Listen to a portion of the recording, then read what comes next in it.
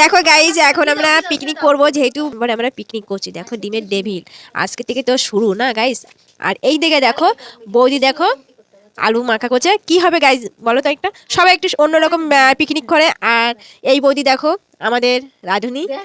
আর কি হবে পিকনিক যেটা বলছি, সবাই অন্যরকম পিকনিক করে, আজকে আমরা অন্যরকম করছি। কেমন করব বলো তো?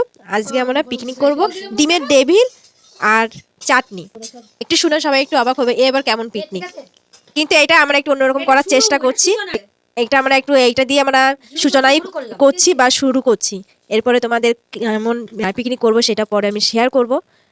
আর এই দিকে দেখো, এই যে আমার মেয়েটা, ও তো সবসময় মানে কি বলবো, ও পিকনিকের কথা শুনলে ও তো খুশি হয়ে যায়। আর এই দিকে দেখো, ওই দেখো আমার বোনটা একদম লজ্জায় একদম নিচু হয়ে রয়েছে।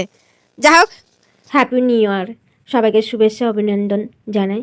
আর সবাই ভালো থেকো, সুস্থ থাকো নতুন বছরে। ভালোবাসা রইল আমার তরফ থেকে।